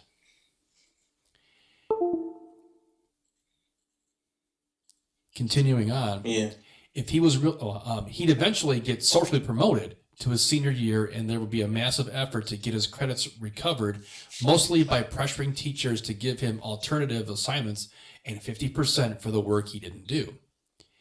He'd walk down the graduation stage and everyone would cheer, and he'd probably do something embarrassing like give the finger to the audience. Or dance. Or dance, yeah. As a young adult, he'd walk the city behaving exactly as he did in school because he'd been socialized to learn there are zero consequences for his behavior. Exactly. Depending on the city, he'd probably get similar treatment from the cops and public afraid of creating a public scene that would lead to riots in their city. One day he'd snap and do something like this. Yep. And only then would everyone act surprised, as if this wasn't largely in part due to how our public schools negatively socialize and enable the behavior of animals that should be locked up or institutionalized as teenagers. Here's the problem, and I'm going to say this, a lot of even conservatives or the right-wing side is going to disagree with me. It's not DNA, it's not genetics. For number one, is that people do not know Jesus Christ. God can change you from a old creature to a new creature. The second problem, not holding people accountable. You cannot have a society where a person like this can get arrested, be treated like a baby everywhere they go, including in prison, and then wonder, I don't know why he just hurts people whenever I don't know why. How did he snap? All throughout his life, he did whatever he wanted to do and no one stopped him. It takes a good man to stop an evil man. And if no one's willing to stop him, he's going to just keep going until he kills somebody. Society has gotten so weak, we don't know what to do. He should have been institutionalized. He should have never have been let get this far. In the Bible, I used to think it was so cruel, and I believe it's either Leviticus or Deuteronomy, one of the earlier books where they're laying out the law, where they talked about how a child who curses his own mother and father and refuses to listen, they used to take that child and stone them. I used to, as a kid, be, oh man, that's crazy. I understand it. Now I understand, because I'm going to tell you something. When you see these little punks and they don't listen to nobody, the police can come, they don't listen. The feds can come, they don't listen. The President of the United States will come, they tell him to F off. Jesus Christ himself could come down and they will cuss him out. What do you think the result of that is? They don't got no father, so they ain't had no boundaries in their life. No one can tell them no for anything. You tell them, hey man, can you stop walking on my line? F you. What becomes of that? Logically, what becomes of it? Death is the only answer. You can't exist with these people in society. And I'm not just talking about black people. I'm talking about people who are not accountable for their actions. How can you live amongst anybody who's not accountable? And here's the other thing. It goes back to the Charlie Kirk thing we was talking about. Liberalism, Marxism, straight up Satanism is responsible for this nonsense. We live in a society that is not just absent of God. We have gone the exact opposite of what God has required. God is the one who says you should be responsible for your actions, and one day you will pay the cost. One day you will come before the creator of all things and have to answer for everything you do. God says that. And then we teach people, no, you were created by an accident, by a series of mistakes. And that your life has no purpose. And you go around and do whatever you want to do. And then if you kill somebody, so what? If you die, you just don't exist. And you never have to pay any consequences. And if you go to jail, you don't have to pay any consequences. Because those people are just racist anyway, right? And when you go to school, those people, they need to listen to you and listen to your men. You have a mental illness. Everything alleviates everyone from any type of consequence. And then when they finally do get a consequence, everybody starts crying. Stop crying for these people. when they face the consequences that they deserve, you need to say, thank you, Lord, for the consequence. There was a man who crashed. It wasn't even a man. It was a little punk kid. I don't even know if I should go into this story. There was a little punk kid that was driving reckless. And he drove so reckless that the car flipped. And his body got trapped so hard in between the top of the car. So he was hanging out on the side of the windowsill while they was driving. He was hanging here. Let me give you some more info. He was hanging out with a gun. He had a gun. And they were shooting at another car. Some of his ops. He was shooting at his ops. Terrorizing the whole city. The car flipped. Because he was trying to make a turn while he was hanging. He was in the passenger side. The car flipped, his body got split in half. His torso was subtracted from his lower end. And everybody in the community said, whoa, this is terrible. Why didn't anybody stop him before it got that far? Why did his father not grab him by the neck and say, boy, you hanging with these people, and I'm gonna smack you across your face and put you and lock you in the room before I let you go out there with these guns? Why did he not have a church community? Why did his mother not care enough about him to know where he was at night? Hold people accountable. Don't feel sorry for the clown, because you create monsters when you feel sorry for clowns. Let's click on Matt Walsh's take. Our current system only gives capital punishment and then only rarely. It's fine. It's a little delay to the video. What about someone who, through their behavior, has shown a willingness to kill another person? What about someone who is willing to murder another human being just to take their wallet or their shoes or their car? What is the argument? What is the actual argument for waiting until that already violent offender actually kills someone before giving them the maximum punishment?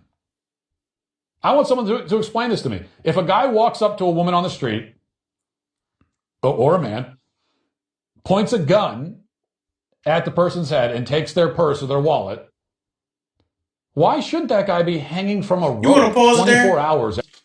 I've been saying this. We've gotten so weak with society that people think that this is too much. They think that if somebody was to perform an armed robbery, put a gun in somebody's face, that we should just give them maybe some probation. Put them on an ankle monitor. Let somebody come by and stop by the house and check on them. Why should we do that? Tell me one good reason why, if somebody was to do that, say you put them in jail, and then they get out and they take a high-powered firearm, put it in somebody's face with their finger on the trigger, and the only difference between that person's life is their finger and how much pressure they have on that trigger, and all they're trying to do is gain property that doesn't belong to them. Why should we let that person continue to live as a society? Why? It's just a matter of time until they kill somebody. Just because they didn't doesn't mean they didn't have it in their mind to do. They just got lucky that they didn't trip and pull the trigger, that somebody didn't try to fight them back and keep their property. This happens all the time. People get killed all the time because of botched robberies. So we just sit there and throw the dude, oh, you didn't kill somebody, but you got caught, throw him in jail for 2 years, and then he gets out and does it again. Why should we have that much mercy? I don't think it's mercy. I think it's sympathy. And that's not always right. Neither is mercy always right. God is a good just judge. He gets to enact mercy. We as humans, we enact mercy when it's not even warranted. We enact mercy when it's not the right way. Sometimes judgment is the right way.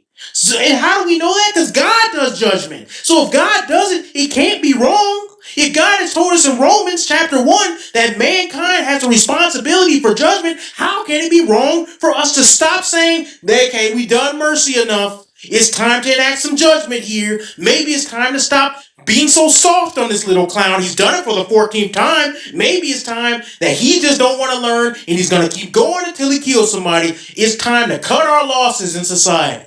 Why is that wrong? I'm not saying each man should be a personal judge, jury, and executioner. I'm not saying police should be that. But I'm saying as a society, somebody please explain to me why we should let people continually be about to kill somebody all the time to innocent people who have done nothing wrong, traumatizing them for the rest of their life, and we just sit back and say, well, maybe he needs an ankle monitor. And he needs to sit in the circle and go to anger management. That doesn't solve anything. It hasn't been solving anything. The real problem is, the real solution is Jesus Christ. The real part of the solution is having fathers. But if they're going to keep doing this, and these clowns going to keep on having babies, then maybe it's time to cut our losses and say, oh, you keep being an evil member of society that's trying to put people's life in danger? Let's just clip it right now. Let's just put an end to this right now. We're not going to let you kill an innocent person on a train simply because they're white and they sat in front of you. She did not deserve that. It ain't no excuse, oh, he was a hurting man, that clown said on CNN. Guess what? If somebody did that to your daughter or your mother, you'll be a hurting man. Do something about it. Stop making excuses because somebody black. Because if it was the other way around and a white man that did that to a black woman, you wouldn't be saying, he's just a hurting man. You'd be saying some misogynistic and white supremacy and all this goofy stuff. Stop. Stop having this tribalism, because that tribalism is killing our own communities. Our black young men are killing other black young men. So y'all just want to sit and cry all the time. I'm tired of this stuff, man, because this is my community. I live amongst these people. I'm the one who's going out to my church and feeding these people. I'm the one who's going out and saying, you know what, let's witness in the community. Let's meet over here. Let's go to this restaurant. It just happens to be in a tough neighborhood. Let me go disciple this dude, but he live over in this neighborhood. I'm the one who got to deal with this crap. These people on CNN don't come here and help us. They never came to help us. So it's just like, oh man, these people, man. Here, let's play this one video, the Black Sympathy one.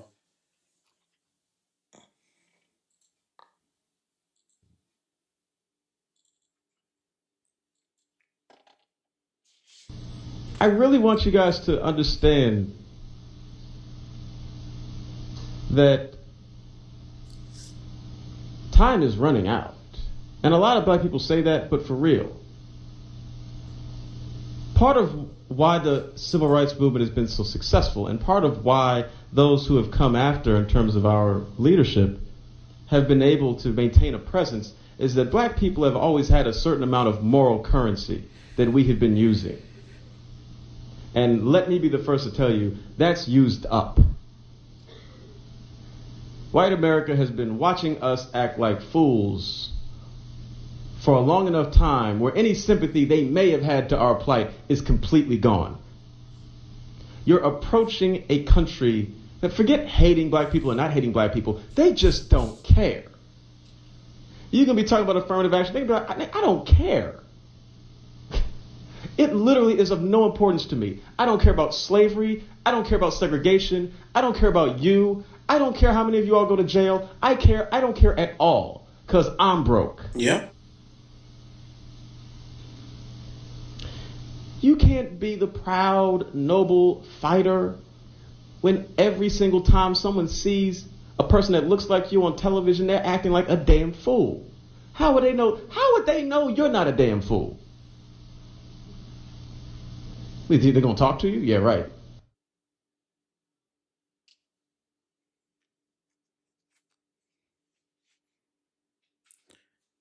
Mr. Producer, do you agree with that? Is there any truth to that at all? Yes, there is. You know, I've heard it from my family types. Yeah, it's not said loudly, but it's said. It is said. Yep. And it's I've heard that. Here's the problem, man. People are trying to act as if we have some sympathy left in the black community. They keep acting as if, oh, people will feel sorry for us. But the sympathy's being used up. Just like he said, everything he said is true. And this is the creator of the Boondocks, by the way, who created the funny cartoon about black folk. That every black person I ever met who watched the Boondocks was like, oh, that's true. Yeah, he's speaking some truth. The thing that's just disgusting about it is, when are we going to learn as a community? I don't know if we can turn back. It's gotten so far. It's like up to 80% of children are born out of wedlock in the black community. Can we even go back? I don't know if in my lifetime I will see the black community turn around and follow God. I just don't know. I'm being honest. Let's play this last video, the truth about racism.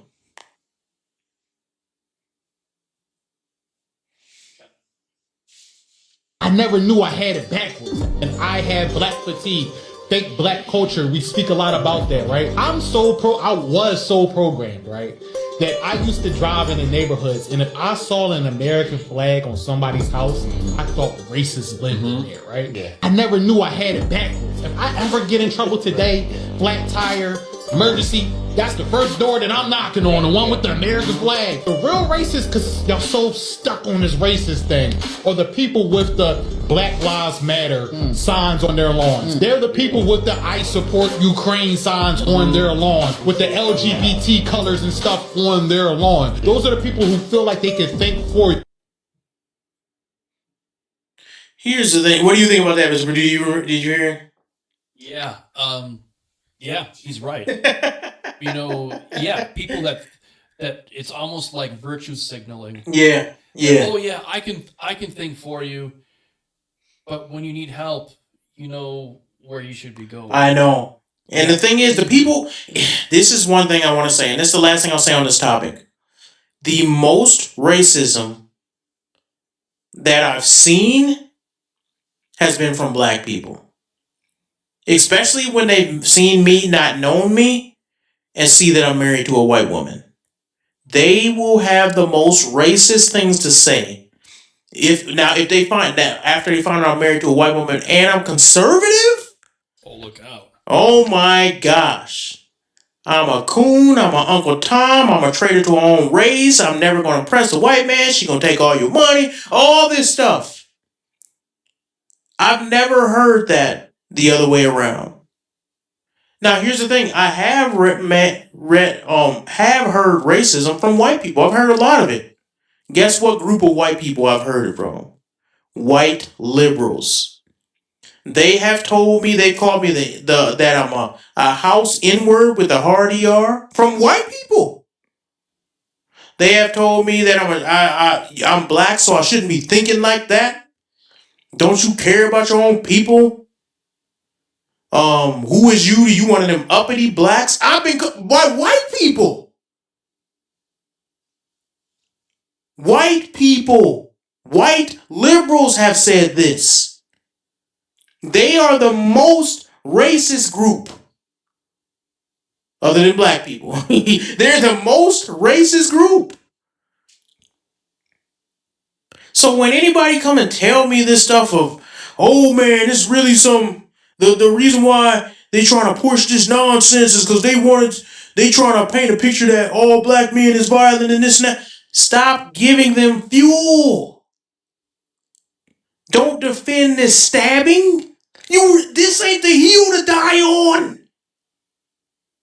Let people be angry. This is where let them have that. You be the change. The one thing I agree with that Obama said, because he said a lot of dumb stuff. The one thing I agree with is you are the change you've been waiting for. Go out there and be different. You change society. with you yourself. Don't be the status quo. Don't fall into what everybody's doing. Just because everybody do this dumb stuff over here don't mean you have to do it. Be different. My whole life is about being different. I don't have to believe what you believe. I don't have to act like you like. I don't have to like the music you like. I am my own person. I don't have to be in a box that y'all got designated for young black men. I am myself. And I could care less who disagree. Every black man should be like that. Okay, so some people just gonna have a bad attitude against you because they think you're gonna do crime and stuff. Prove them wrong.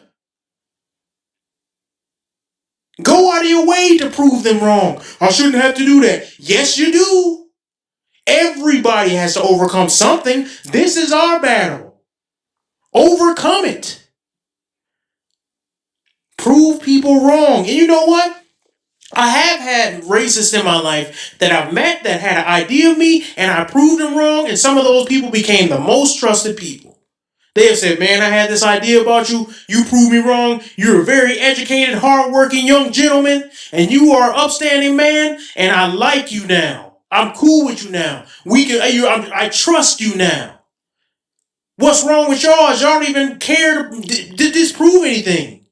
So guess what? Y'all missing out on opportunities because I shouldn't have to prove nothing to nobody. Okay, well, guess what? That man has the jobs that he's giving to people, and you're going to have to prove something. You want the job, right? Then go out there and prove it. Oh, that's shucking and jiving. You tap dancing for the white man. Well, guess what? Ain't no black people offering jobs. When they start offering the jobs, I'll shuck and jive for them.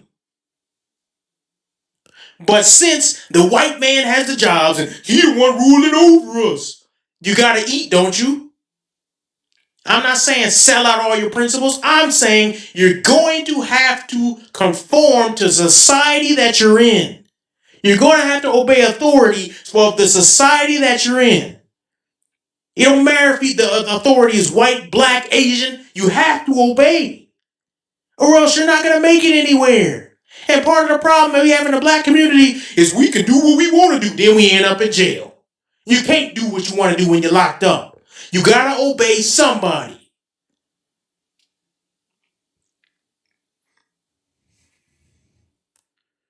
So the last video is a short video that I want to go over. Just a segue here. It is, let's see if I even have that.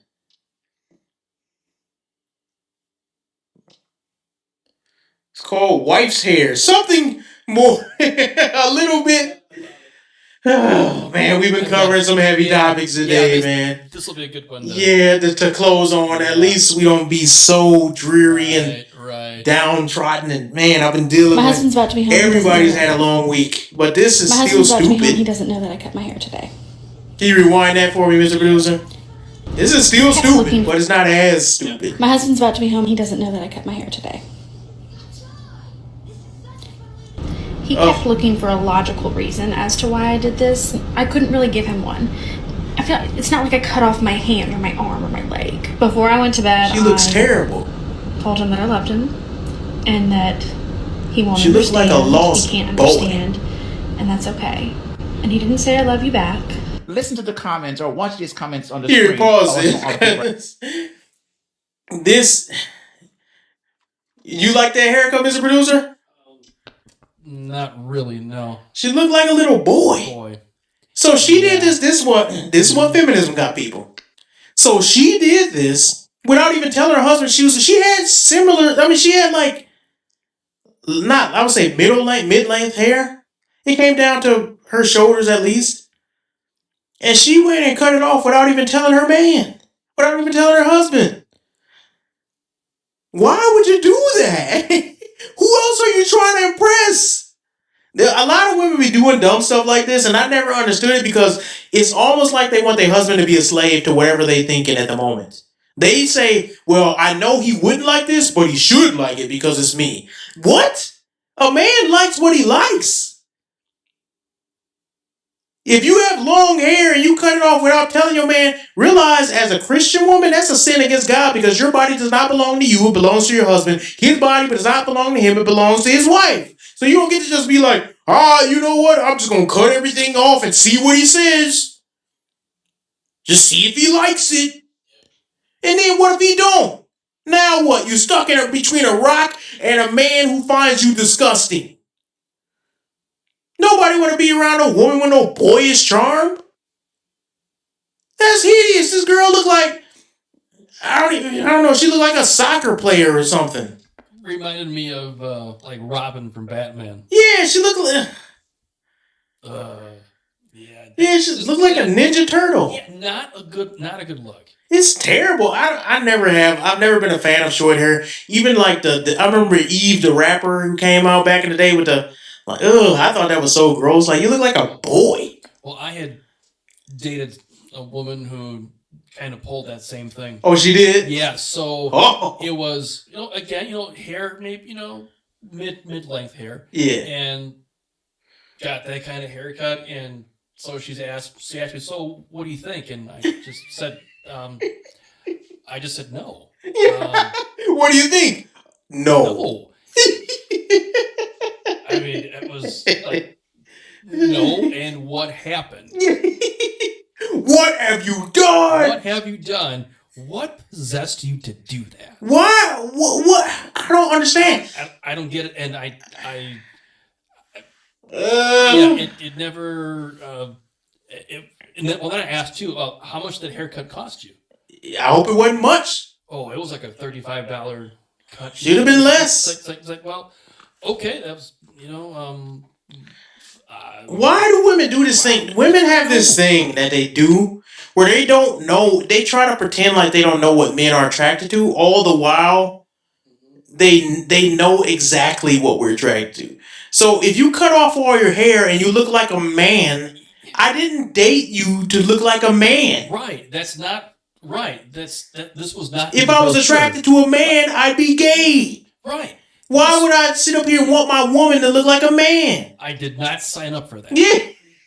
That was not in the brochure. This was not what I was sold.